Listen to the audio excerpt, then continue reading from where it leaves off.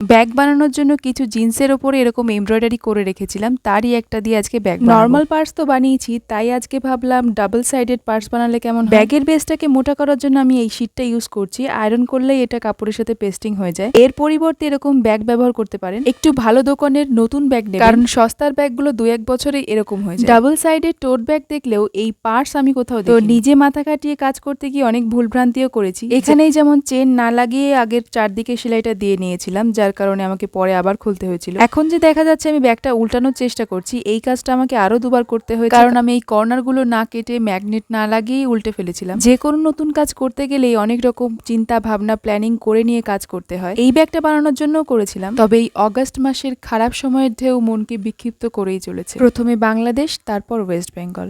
কি জানি এর শেষ কোথায়। এই পার্সের চেন একটা অ্যাটাচ করলেই হবে, একটা বাইরে দিয়ে ইউজ হবে আর একটা। আজকের মতন টাটা, দেখা হবে নেক্সট কোনো ভিডিওতে।